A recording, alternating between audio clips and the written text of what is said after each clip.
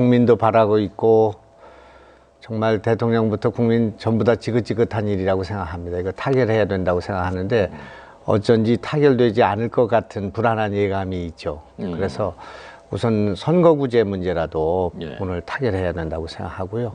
또 쟁점이 없는 합의가 가능한 것부터 먼저 타결하는 게 필요하지 않나 이렇게 생각합니다. 야당에서 특히 이번에 새 정책의장께서는 특히 그 서비스 발전 기본법은 조금 뭐 절충이 됐다고 저희가 들었고요. 의료 민영화 안 한다는 것을 명시한다고 하고 정부도 안 한다고 하고 예. 있으니까 네. 그거를 뭐 오해를 불식시켜주는 선에서 하면 될 것 같고요. 예.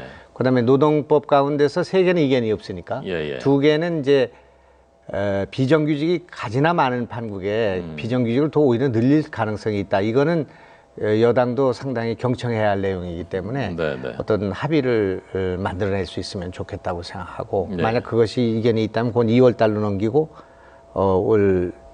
올해 안에는 합의된 것만 먼저 통과시켜주면 국민들이 편안해 하시지 않을까 생각합니다. 예. 그러니까 원샷법, 서비스산업발전법은 조금 절충이 되고 있다고 하니까 그거하고 노동개혁에서 3개 법안만 먼저 우선 처리하면 어떠냐? 거기에 대해서는 어떻게 생각하십니까? 파견 업종을 늘리는 것을 현장에서는 원한다. 그리고 2년을 4년으로 늘리는 기간제 비정규직 이것도 현장 얘기는 다르다. 거기에 대해서는 어떻게 생각하십니까? 아마 그 보는 시각에 따라서 다 그 주장하는 바가 다를 거라고 생각합니다. 그렇기 때문에 어디가 옳고 어디가 그러다고 말하기는 어려운 일인데 야당의 입장에서는 자꾸 비정규직을 늘리는 쪽으로 가고 있기 때문에 여기에 대해서 문제를 제기하는 것이고 그걸 또 경청할 필요가 있다고 생각해서 이거야말로 협상하고 대화해서 타결해야 될 문제라고 생각합니다. 네, 선거구 획정은 이게 늦추면 늦출수록 현역 의원들한테는 뭐 크게 불리한 게 없고 정치 신인들한테는 굉장히 불리하고 그래서 일부러 뭐 좀 적극적으로 안 하는 게 아니냐. 그런 건 아니고 예. 지금 보면 한 90리는 다 간 것 같습니다. 우선 지역구 수를 확정했고요. 예. 253개로 확정을 했고 농촌 지역구를 줄이는 걸 최소화하기 위해서 그렇게 합의했거든요. 예. 그다음 비례를 7석을 줄였습니다. 그래서 이건 다 확정이 돼 있는데 예. 그러니까 어느 지역구가 없어지는지 아닌지는 대개 다 알고 있습니다. 그래서 무슨 현역 의원이 유리하고 불리하고 하는 문제는 아닌데 예. 문제는 이제 그 비례의 그 비례성을 어떻게 강조할 것인가 하는 그런 선거제에 관련된 문제에 조금 이견이 있는데 이거야말로 정말 이번에는 꼭 타결해야 될 문제고 차선으로라도 어떻든 요거는 조금 그 국민적 공감이 있을 것 같습니다. 직권상정 문제가 여야가 타협이 안 된다면 표결을 통해서라도 해결해야 될 문제라고 생각하고 저 개인적으로는 이거는 요번에 타결하지 않으면은 그거는 정말 헌법에 위반되는 일이기 때문에 이거는 무조건 해야 된다고 생각하고 나머지 법안은 할 수 있는 데까지 하고 2월에서 임시국회 한 번 더 열 수 있기 때문에 전에도 열었습니다. 그러니까 할 수 있다고 생각합니다. 알겠습니다. 지금 아마 좀 복잡한 당내 사정들도 일정 부분은 어떤 식으로건 영향을 미치고 있는 것이 아닌가 싶기도 합니다. 자, 우선 야당이 좀 더 복잡하니까 야당 얘기부터 여쭤보자면 김 의원님도 이른바 비주류 그리고 수도권이신데 김 의원님도 지금 고민을 하고 있는 그 1인 중에 하나입니까? 그렇습니다. 엄청난 고민이 있죠. 물론 저 개인의 거취의 문제도 있지만 당이 어떻게 될 것인가에 대한 거취가 있는데 지난 한 열흘 동안 이제 당이 탈당 사태, 분당 사태에 이르는 여러 가지 변화가 있었는데 조금 희망적인 것은 야권이 이제 분열됐는데 야당과 야권의 파이가 커지는 이상한 현상이 벌어지고 있습니다. 그래서 여당이 총선에서 무조건 이길 것이다라는 그 대세론이 무너지는 지난 대선 때 박근혜 대선이 무너지는 것과 같은 두 야당 지금 가상 야당 이 야당의 지지를 합치면 여당을 능가하는 이제 그런 정계 개편의 그런 기반이 만들어지고 있다. 이건 좀 희망적인 거라고 생각하고 그래서 우리는 지금은 좀 이렇게 분열의 모습을 띠고 있지만은 이것을 잘 살려가면 앞으로 대선 총선에서도 희망을 가질 수 있는 거 아닌가 하는 막연하면서도 그 기대에 찬 그런 생각을 갖고 있습니다. 두 개의 가상 야당 기호 2번, 기호 3번이 아마 될 것 같은데요.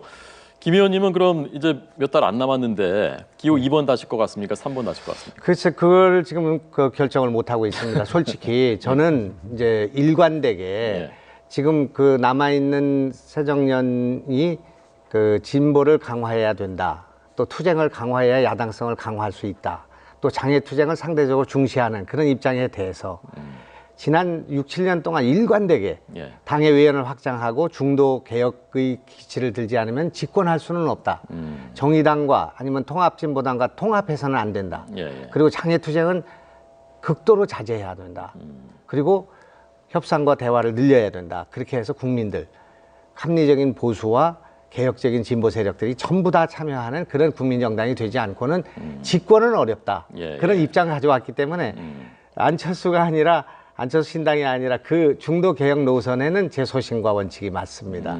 그런데 이제 지난 그 열린당 창당 때부터 지금까지 제가 당을 떠나는 것은 정말 조강지처를 벌이는 일이라고 그렇게 많이 떠들고 다녔는데 예. 정치인이 자기 말을 바꾸는 일에 대해서 굉장히 부담을 느끼고 있어서 원칙으로 보면 신당으로 가야 된다고 생각하고요. 예.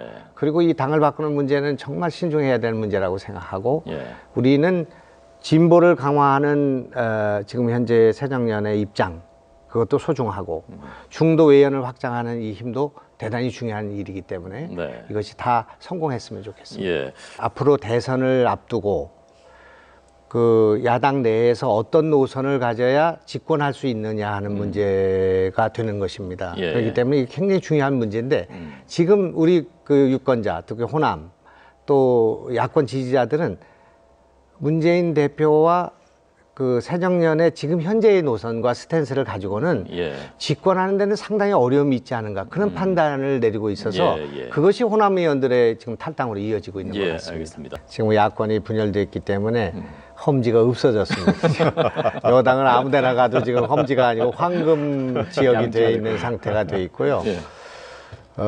지금 험지라고 얘기하면서 특정 계파의 사람들을 험지에다 몰아넣어가지고 그 올가미를 씌우려고 하는 그런 기류가 있을 수 있다는 피해의식 같은 걸 가질 수 있지 않겠습니까? 예, 그런 거기 때문에 지금 저 안에서도 굉장히 많은 계파, 친박, 비박 사이에 그 갈등이 있는 것 같습니다. 네. 탈당 사태가 분당 사태로 가게 되는 상황이 온다면 우리는 너무 여러 가지 갈등이 많고 이인삼각처럼 당 안에서 갈등이 많았는데 이제 두 세력이 따로 경쟁하면서 가다가 그 이혼한 부부들 합의 이혼해가지고 가다가 그 아이들 결혼식장에서 만나야 되지 않겠습니까? 예, 예. 또 아버님 환갑잔치 할 때 만나야 되니까요. 네. 특히 환갑잔치 할 때 꼭 만나야 됩니다. 그래가지고 정권 교체해야 되니까 예.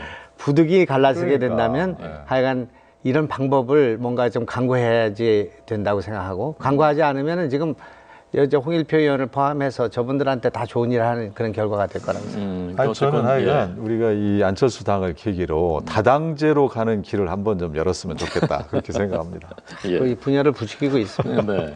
그 황교안 의원께서도 며칠 전에 선거를 앞두면 결국 현실적인 논의를 할 수밖에 없고 부분적인 선거연대는 뭐 근데 수도권이라든가 이렇게 해야 되지 않겠느냐 말씀하셨던데 그게 불가피하다고 보시는 거군요, 김 의원님도요? 저는 이제 지금 노선이 중요하다고 생각합니다. 네. 선거의 유불리 이런 걸 이것부터 중요하지만 정권 예. 교체해야 되는데 어떤 노선을 갖고 해야 되는가에 대해서 국민들이 여론으로 또 총선을 거치면서 하나의 방향을 정해줄 거라고 생각하고요. 누가 제일 야당이 되느냐.